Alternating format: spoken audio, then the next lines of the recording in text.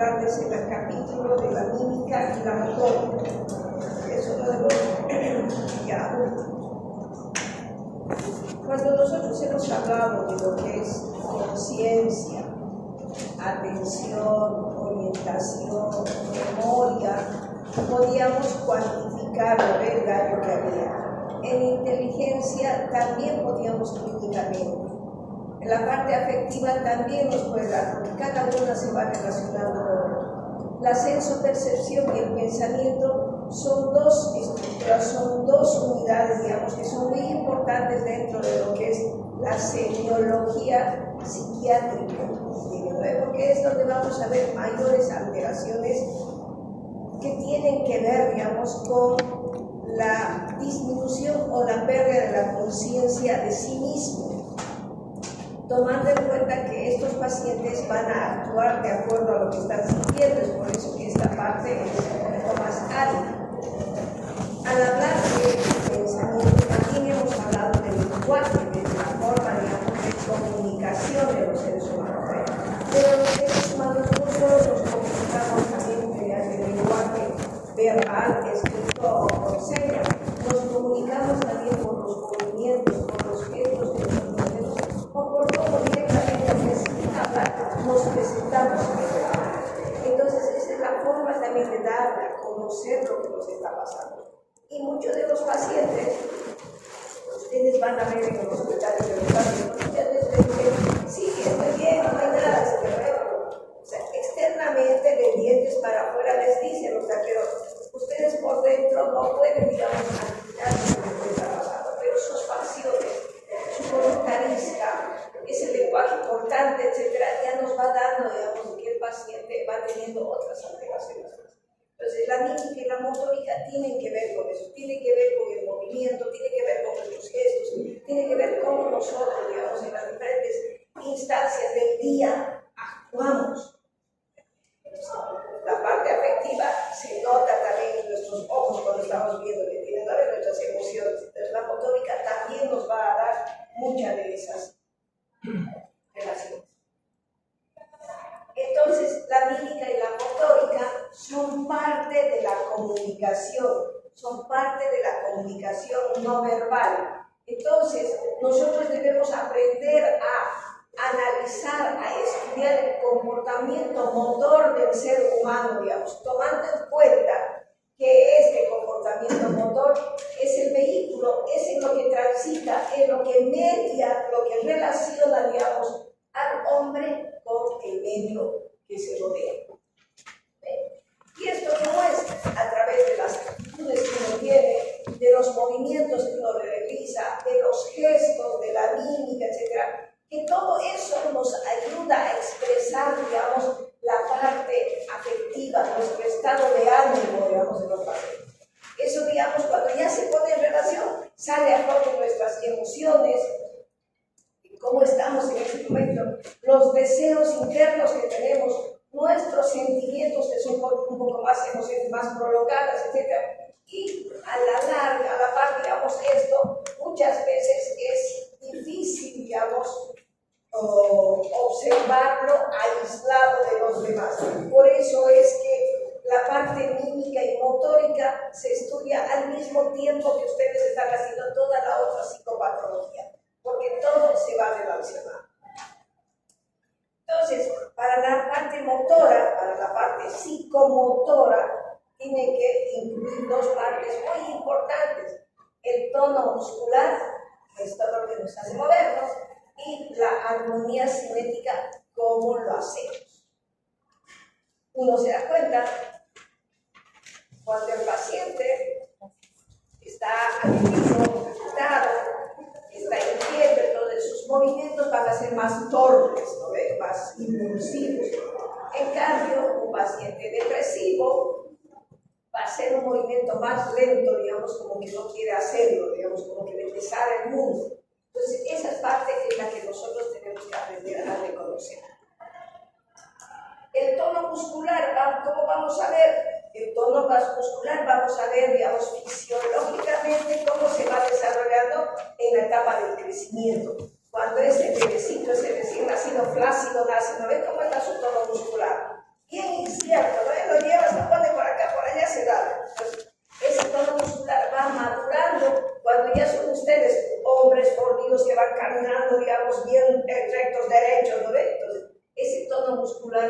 madurando a lo largo de la vida.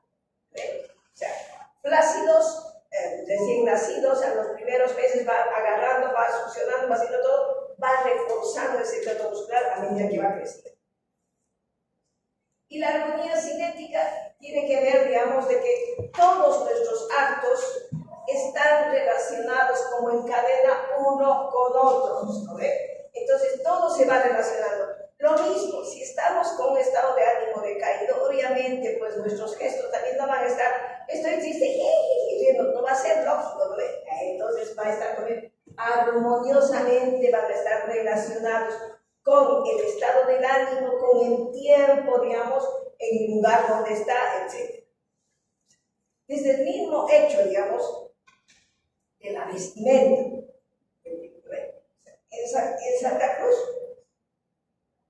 excepcionalmente, utilizamos, digamos, por épocas, hacían 3-4 días, abrigos, cosas súper abrigadas, porque realmente cuando hace frío, ¿no? Pero la mayor parte del tiempo hace calor. Entonces tenemos ropa más suelta, más delgada, casacas más delgadas, etcétera, o camisas más largas, etcétera. Pónganse ustedes en ese frío invernal y que yo me salga con solera a la calle en Potosí. Esta señora está crazy, me van a decir, ¿verdad? ¿Sí o no? Como el pacientito que teníamos, que cuando hacía calor, digamos, estaba con su, por la iglesia de la Merced, se aparecen los que siempre lo molestaban a los muchachos, con su frazada más así tapado andaba, cuando hacía calor.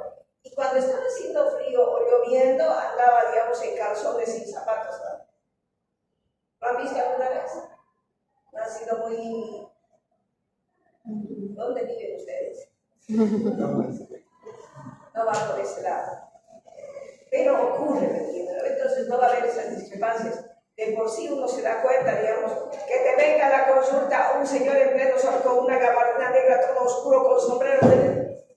Uno ya aprendiendo de está paranoico, ¿me entienden? ¿No? Ya directamente va pensando. O que te venga otra así, toda descobija, toda así que no quiere y llora, que está deprimida. ¿No? Vamos viendo otras cosas. Claro, qué espectacular. Los bipolares llegan al consultorio espectacularmente vestidos. Si no es solo conducta, espectacularmente vestidos y súper maquillados. Porque la patología tiende a, digamos, a exacerbar, digamos, muchas cosas que les hace cambiar. Y uno cuando le ve, mira, no es así, ¿por qué está actuando así? O sea, se hace, digamos, desconocido. Entonces, todos nosotros lo que expresamos, nuestra expresión motora, digamos, los gestos que hacemos, la mímica, a veces, ¿no? Que siempre estamos con otra cosa, todo eso responde a lo que es el lenguaje dentro de lo que es la comunicación no verbal. Y no se olvide que muchas veces la comunicación no verbal, el lenguaje no verbal es el que afianza o debilita, digamos, lo que las palabras están haciendo, lo que las palabras han dicho. Entonces, tenemos que ver, digamos, porque cada una tiene que, digamos, correlacionar. Lo mismo, no se olvide que la comunicación es la herramienta más importante dentro de lo que es nuestro, digamos, trabajo, porque tenemos que hablar y preguntar, hablar y todas esas cosas.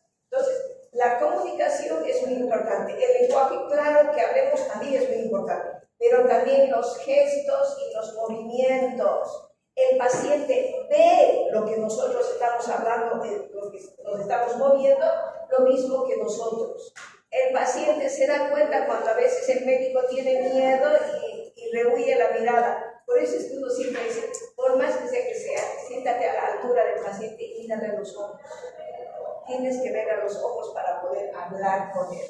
Entonces eso te da, digamos, cierto control. Porque si le rehuyes la mirada, y especialmente los pacientes histriónicos, etcétera, te van a manipular y van a hacer lo que quieren contigo. Entonces, todo eso tiene que ver, digamos, con la mímica y la motórica, que es la que nosotros vamos. Seguimos. El lenguaje juega un papel muy importante, digamos, dentro de lo que es las relaciones humanas, la forma de comunicarnos. El lenguaje es considerado también un código dentro de lo que es la comunicación en el que no solo puede ser lenguaje verbal escrito, también la emisión de señales que pueden, digamos, transmitir órdenes específicas. Al mismo tiempo de todas estas cosas, también, digamos, nuestras emociones se reflejan y pueden dar a conocer, digamos, qué es lo que estamos sintiendo, cuáles son nuestros rasgos de personalidad, digamos, o qué alteraciones psicopatológicas podemos estar enfermos. Entonces, hay una relación bastante afín entre lo que es psicomotricidad y la psicopatología. Por eso les digo, la psicopatología es el estudio de la semiología de los trastornos mentales, ¿se acuerdan? ¿No? Pues de las enfermedades, es lo que nosotros hacemos en semiología, digamos, de la normal. Para esta relación de lo que es psicomotricidad y psicopatología tienen que haber dos dimensiones bien específicas, consideradas fundamentales, porque la anomalía en una u otra pues, va a producir trastornos, digamos, de la psicomotricidad. O sea que tiene que estar bien la expresividad y la comunicabilidad. Y no se olviden que eso tiene mucho que ver también con los factores psicosociales y que también transmitimos a través de los gestos, las cosas que sentimos, y los cambios se pueden, digamos, guardar, pero predominantemente dentro de lo que son las relaciones personales o relacionales, digamos. En esta parte de la expresividad y la comunicabilidad no llega a alterarse, digamos, en la estructuralidad. Pero en otro lado, la configuración estructural, digamos, del movimiento, esta está compuesta más, porque para movernos nosotros, dentro de lo que es el movimiento, ya están muchos hablando, tiene que ver músculo, tiene que ver tendones, tiene que ver articulaciones, tiene que ver dónde está insertado, digamos, todo eso tiene que ver, ¿no? Porque tiene que ver con muchos factores neurofisiológicos, el movimiento, ¿no?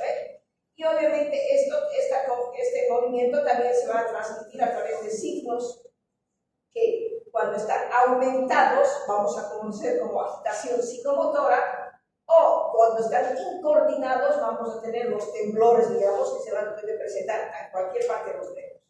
Entonces, estos cambios estructurales producen dos efectos. Los cambios excesivamente acusados de la expresividad, donde va a haber una alteración de la expresión, digamos, que generalmente nos van a dar, digamos, una pérdida del equilibrio entre lo que es la expresión que el paciente tiene y lo que está sintiendo, o sea, el contexto, ¿no ve? Y la aparición va a ser, digamos, cuando hay esos movimientos que aparecen, esos movimientos primitivos y autónomos, que son clásicos, digamos, el reflejo de succión, que aunque no quieran, si alguien pone el dedo a la boca, va a tener siempre a succionar. Inconscientemente van a ver ustedes, porque es algo que no perdemos. Y cuando sentimos que nos estamos cayendo, ¿qué hacemos? Tratar de agarrarnos de los dedos. ¿Se agarran? Entonces, ese reflejo de prevención también siempre lo vamos a tener, no vamos a perder. Cuando nos curamos, sí, como el reflejo de la respiración, todas las cosas arcaicas primitivas las vamos a perder el rato que nos curamos. Pero en estos momentos que necesitamos nosotros van a aparecer. Bueno, es muy frecuente que aparezcan, digamos, en todas las enfermedades síntomas motores asociados no solo a las enfermedades clínicas, sino también a los trastornos mentales y del comportamiento. Por eso es muy importante que hagamos un diagnóstico diferencial con, digamos, neurología para ver, digamos, que sea o neurológico o psiquiátrico, ¿no? Entonces, la evaluación de estas alteraciones psicomotoras tiene que recoger datos sobre tres aspectos. Tenemos que ver sobre la expresión facial, sobre las características del habla de la persona y sobre la motórica en general, tomando en cuenta que seguimos en lo normal. ¿Entienden? ¿No? Seguimos. La expresión facial es todo lo que nosotros representamos de acá, con toda la cara, ¿no? Aquí lo que vamos viendo. Y esto nosotros vamos a analizar en la primera entrevista clínica. Vamos a ver, digamos, qué información nos transmite la cara del paciente. viendo. Entonces, vamos a ver, digamos, afectivamente cómo está su desenvolvimiento, si es que hay empatía, si le hemos caído un poquito bien al paciente, cómo se está sintiendo con nosotros, si se está sintiendo seguro o no, digamos, vamos a verlo en ese momento. Obviamente, esto, digamos, es bastante claro porque tenemos que ver, digamos, porque a la vez, digamos, la expresión y los movimientos de los músculos, todos nosotros podemos ver, digamos, en la electromiografía, digamos, cuando especialmente hay tics o hay movimientos involuntarios en el paciente. Y eso debe tener ningún movimiento en la cara también en los pacientes depresivos. Vamos a ver también eso dependiendo de la expresión facial. Las características del habla. El habla nos puede dar varias informaciones, digamos. De por sí nos puede hacer ver al paciente cómo está y nos va a hablar claro también de su estado afectivo y del estado psicomotor del paciente. Entonces, en cómo hablamos, cómo nos expresamos, nos va a dar las primeras luces, digamos, si quieren ustedes, de lo que el paciente está sintiendo. Y esto, en la clínica, digamos, es muy valorado porque se analiza bastante.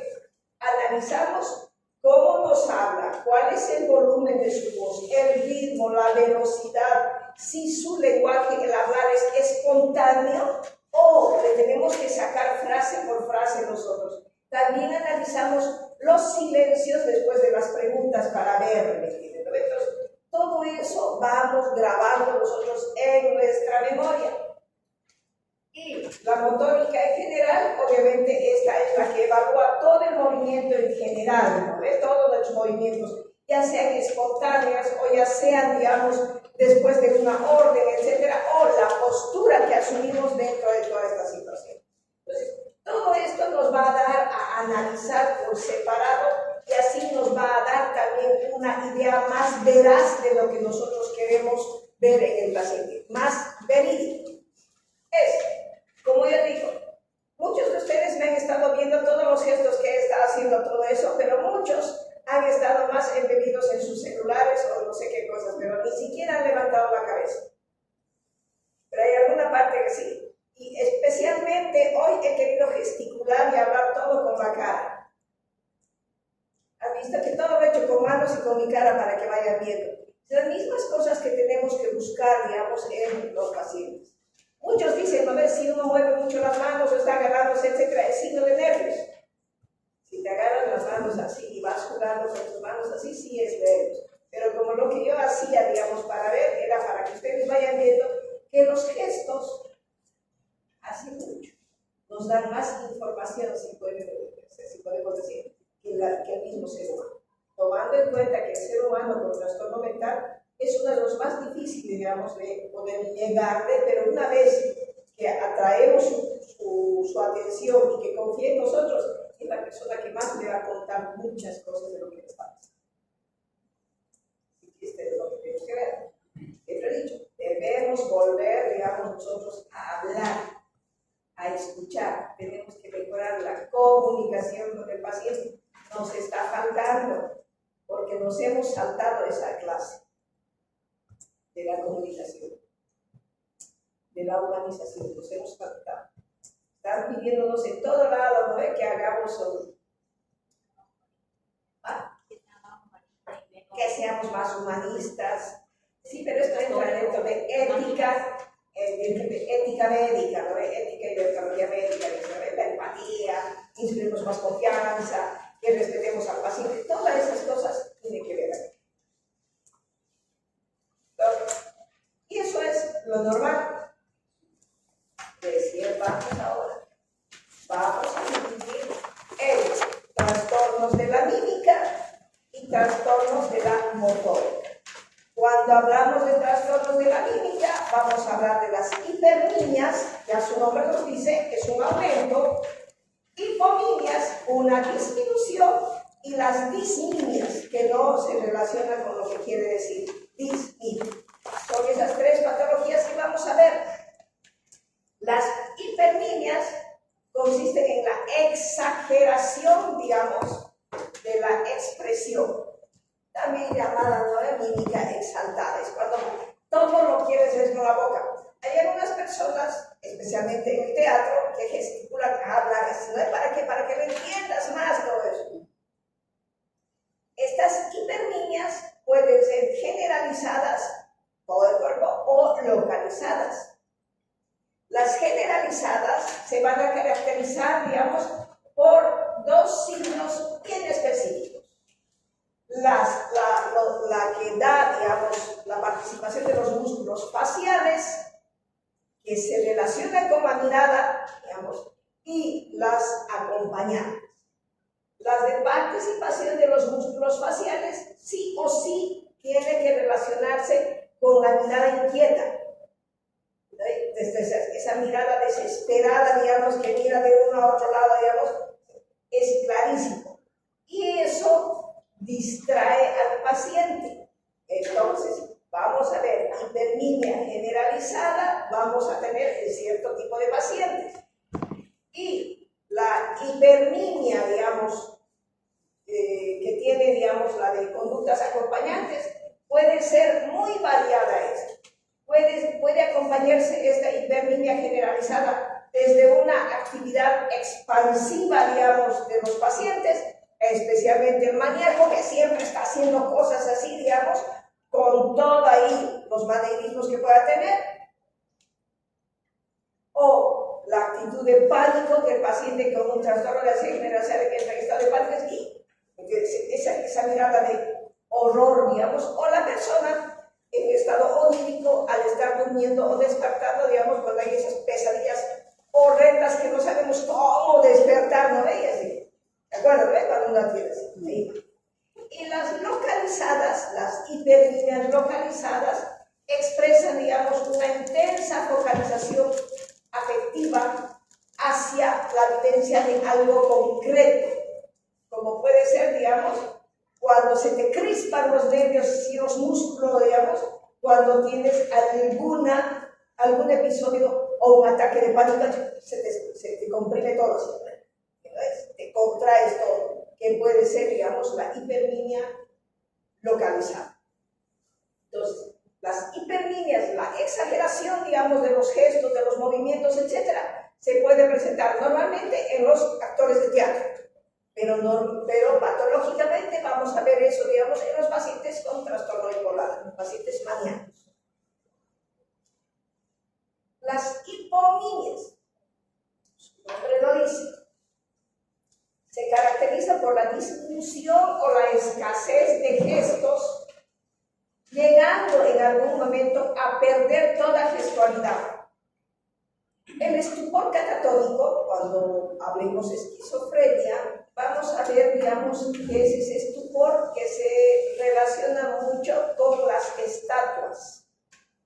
En el estupor catatónico, la persona puede quedar con un gesto así y no te cambia el gesto ni para más que le pellizques o le estés quemando, digamos, la piel o cualquier cosa, no te cambia el gesto. En cambio, nosotros por las personas así que nos pegues, ya reaccionamos, pero el paciente con estupor catatónico no reacciona. Por eso se conoce la amimia. Y en la amimia, aparte, no va a haber ni gestos ni movimientos, o sea, no se va a defender. Cuando le esté quemando, no va a retirar el miembro, digamos, para defenderse. Entonces, en las hipomimias, la mirada suele estar fija en un punto y va a denotar, digamos, una expresión vacía, como que de mucho sufrimiento, ¿me entienden ustedes, no ven? De dolor.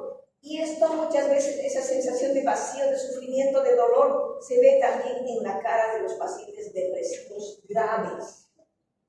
Esa sensación, digamos, de vacío, de dolor, digamos, de inhibición, de no tener nada, de no querer nada, de estar totalmente confuso, desorientado, todo de estar negativo, oposicionista, de solo pensar en la muerte, digamos, en depresivo.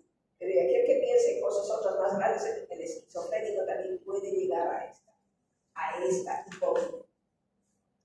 Entonces, vamos a observar también hipomimias en la demencia, en el retraso mental profundo, digamos, aquellos ya bastante comprometidos, y obviamente también vamos a ver, digamos, en otro tipo de pacientes.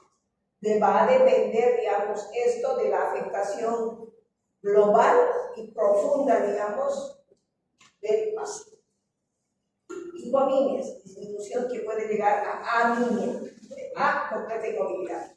Disminuia es aquella que va a reflejar, digamos, una contradicción entre lo que dice la cara y lo que dicen los gestos. Entonces, va a haber una contradicción entre la expresión facial, gestual y las vivencias afectivas, digamos, del paciente. Y estas dismimias se pueden, digamos, distinguir en paramimias, conocida también como mímica discordante, o las mimias reflejas, conocidas también como ficticias. Las paramimias o mimias discordantes, estas suponen, digamos, una disonancia, una división, una escisión, una contraversión, si quieren, entre la expresión verbal y la expresión facial. Esta contraposición, digamos, de emociones se observa más en la esquizofrenia, especialmente, digamos, en aquellos pacientes con sonrisas inmotivadas y extrañas que se ven en los esquizofrénicos. Ríe de nada, no sabes de qué está.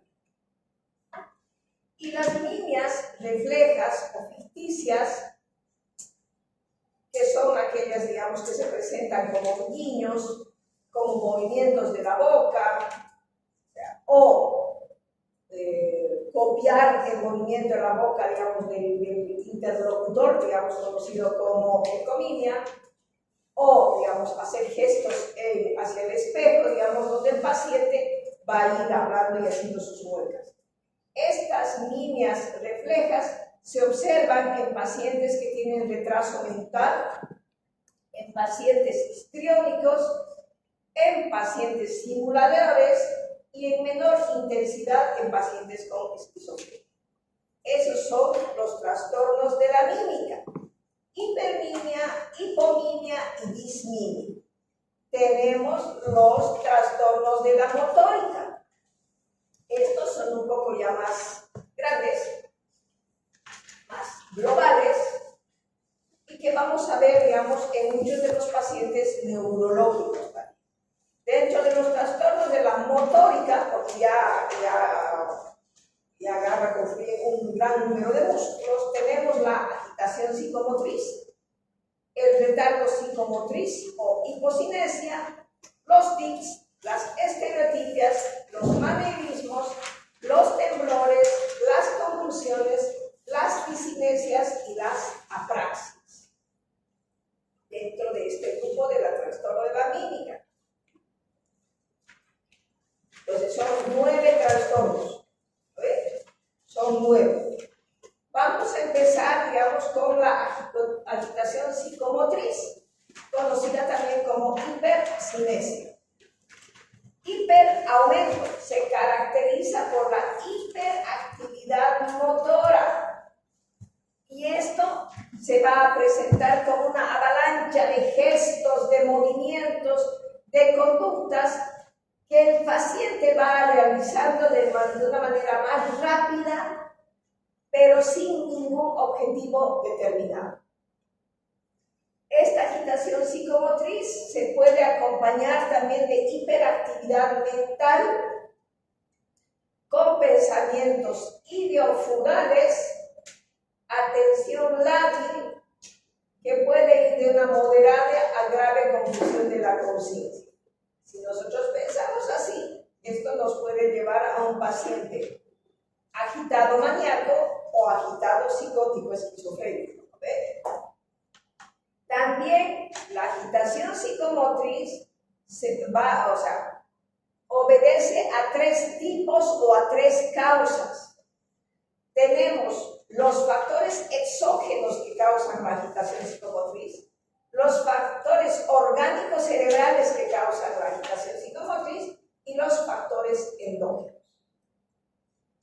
Dentro de los factores exógenos tenemos que todas aquellas situaciones de tensión extrema, externa, que vivimos nosotros los individuos, ya sea real o imaginario, o provocado por intoxicaciones consumo de sustancias, esto nos va a traer, digamos, consecuencias. No solo, digamos, que esos van a generar en mi organismo una agitación psicomotriz, sino que también me van a crear una dependencia.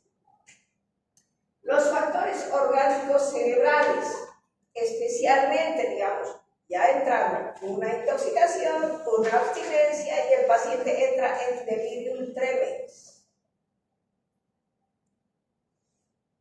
O el delirium del paciente infeccioso, infectado, o del delirium del paciente con crisis convulsivas, etc. O aquel delirio que nos va a hacer, digamos, por traumatismos cráneoencefálicos. Entonces, ese es otro factor orgánico cerebral que va a llevar a una hipercinesia.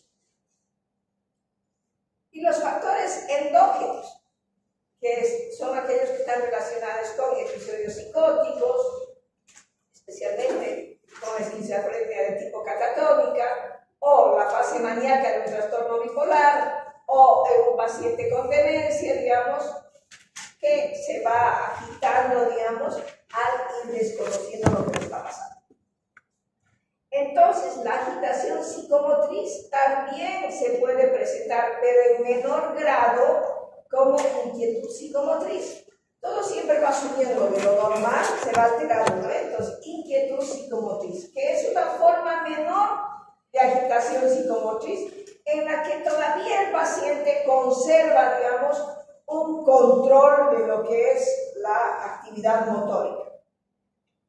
Esta inquietud psicomotriz se puede presentar, digamos, en pacientes con ansiedad, con depresión, digamos, y en los pacientes ancianos. Inquietud psicomotriz. El retardo psicomotriz, conocido también como hipocinesia. Hipodisminución, ¿no ve? Es la disminución notable de los movimientos generales.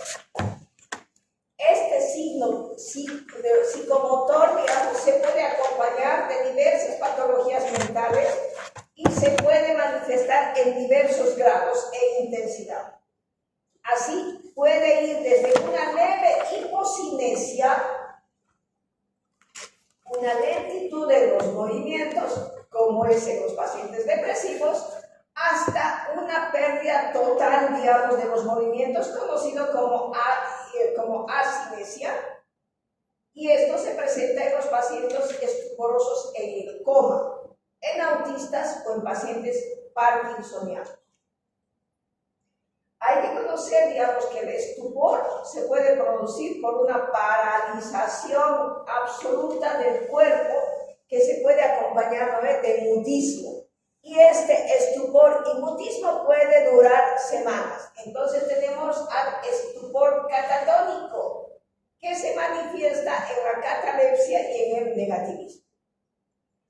Estos pacientes, así como entraron en ese estado catatónico, pueden salir súbitamente de ese estado estuporoso, que hay que combinar, que hay que hacer diferenciación muy bien con neurología, durante el cual el paciente puede entrar en un estado de agitación, digamos, o la tempestad, como tenemos el estado crepúsculo, el estatus, ¿no? En las convulsiones, una convulsión seguida de otro es un estatus epiléptico. Asimismo puede entrar acá, digamos, entrar en esa tempestad, digamos, de movimientos que el paciente puede ver. Entonces, tenemos que ver, digamos, que el retardo es por una cosa, la agitación por otra. Luego tenemos los tics, que es, digamos, un problema bastante frecuente atendido, digamos, en neurología y después nos mandan a psiquiatría, ¿no ve? Los tics son movimientos musculares locales rápidos y espasmódicos que se manifiestan de forma frecuente, involuntaria, inesperada, repetitiva y a intervalos regulares. Su concepto, digamos. Que normalmente los tics inician en la infancia, alrededor de los 6, 7 años, pero que después tiene que, normalmente se van perdiendo. Los tics empiezan así, digamos, como el tartamudeo, ¿no ve? Pero los tics van a empeorar, digamos, cuando el paciente está en situaciones de ansiedad. Y van a disminuir o se van a atenuar cuando el paciente está relajado, está distraído. Y los tics desaparecen totalmente durante el sueño. Los tics más comunes son el guiño de ojos, el que muchas veces estiramiento del cuello, ruidos que a veces hacemos con la nariz, el fruncimiento de las cejas, la torsión de las comisuras, de los labios y el parpadeo. Pero no se olviden que esto es involuntario, inesperado. ¿Lo ve? Entonces, que se va directamente, no como a veces nosotros hacemos, no es usted, ¿entienden? ¿No? Nosotros no. Tiene que ser involuntario. Los tics pueden significar tanto como una vía de escape emocional para el paciente en esas situaciones de estrés, como también puede ser un síntoma que acompaña a otras patologías. Puede presentarse en pacientes ansiosos, obsesivos, etc.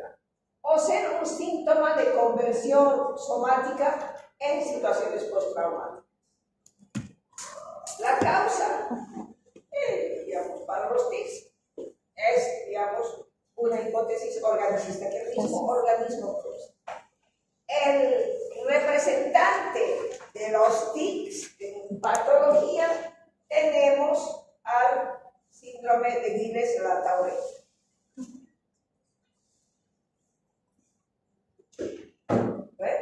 Este síndrome, conocido también como la enfermedad de tics, se caracteriza porque presenta, digamos, múltiples tics complejos que afectan simultáneamente la cara, el cuello, los ojos e incluso el tronco.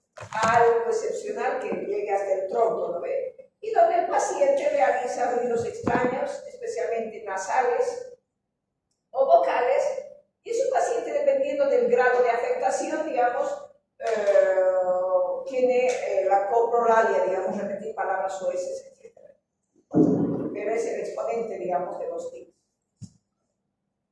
Tenemos las estereotipias, que a diferencia de los tics, es la repetición continua e innecesaria de movimientos, gestos, que a diferencia de los tics, son organizados y complejos, pero que también pueden observarse, digamos, estereotipias en otras zonas del cuerpo, ya sea las manos.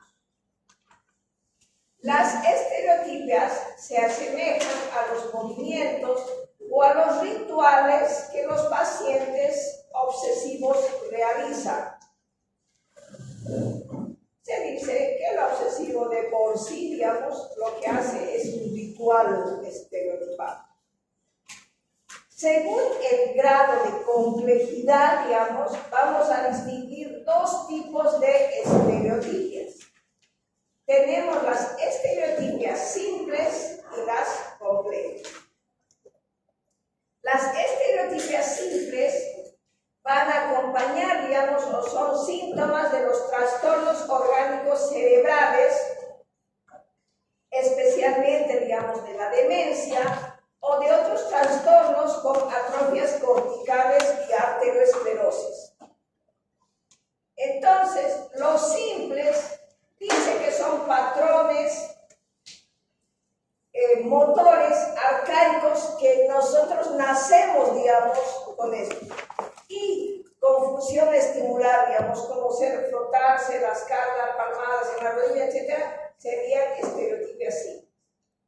Y las estereotipias complejas están asociadas a trastornos psicóticos, como la esquizofrenia, o a situaciones funcionales endógenas manifestándose como movimientos, ya sean estos aparatosos, tanto de la mano, de los brazos, o como esas estereotipas de que no sé si han visto, hay gente pero que todo el tiempo está con su cabello así, ¿no? Que no deja en paz. Un ratito y ya está de otra vez, se va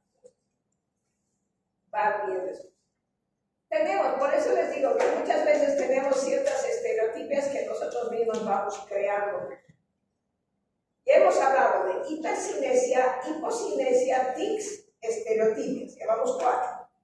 Maneirismos.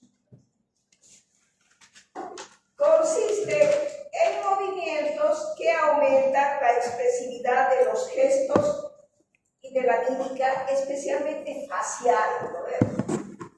Como pueden ser, digamos, sonrisas inmotivadas, carentes de significado, algunos patológicamente posturas forzadas, excesivamente afectadas de ciertos pacientes esquizofrénicos, o sea, es aumentar los rasgos, ¿no ve? Aumentar los rasgos de expresividad. Maneirismo, que al final no tiene un fin lógico. 6. Temblores.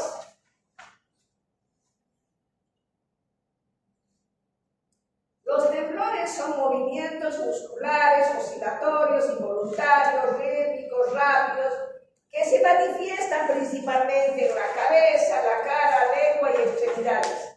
Y de las extremidades, especialmente en las manos. Los temblores pueden ser de 3 tipos. Temblor intencional, temblor postural y temblor en reposo, que ya han hecho en neurología, ¿no? Por eso les digo que mucho de esto es, porque ya todos están llevando neurología o ya han llevado. Los temblores intencionales se caracterizan por presentar, digamos, sacudidas que aparecen durante los movimientos voluntarios. La causa más frecuente de temblor intencional son lesiones del cerebelo, neurológicas. La enfermedad de Hampton, la de Wilson, la de esclerosis múltiple, la ataxia hereditaria progresiva. Entonces, todas esas enfermedades neurológicas van a presentar temblores intencionales. Temblores posturales, muy similar al anterior, consiste en sacudidas que aparecen al iniciar o al efectuar algún movimiento. Se observa más cuando uno intenta tener una posición más forzada, una postura más forzada. Estos temblores posturales son, digamos, rápidos y se pueden asociar, digamos, a estados de ansiedad o a intoxicaciones etílicas, también con los fármacos. Estos temblores son, digamos, de ritmo lento, que se pueden asociar a enfermedades estructurales del sistema nervioso central. Y los temblores de reposo son movimientos de corta duración, de corto recorrido, que tienen oscilaciones finas y rápidas, digamos, de las partes afectadas. Estos temblores de reposo normalmente acompañan a la rigidez muscular, a la cinesia, a la hipocinesia, y desaparecen a voluntad cuando uno inicia actividad. Puede estar asociado, digamos, a enfermedades neurológicas como el Parkinson, también a la encefalopatía de Wernicke-Korsakoff en los alcohólicos o las intoxicaciones por anfetaminas. Temblores. Convulsiones. Son movimientos musculares en forma de contracciones violentas e incontrolables de la musculatura voluntaria que se manifiesta en uno o varios grupos musculares, o bien de forma generalizada en todo el cuerpo. Aparecen en la epilepsia y en ciertas enfermedades que están asociadas a cuadros tóxicos que provocan una afectación cerebral. El ejemplo prototípico es la crisis convulsiva generalizada, digamos, de la epilepsia del gran mal.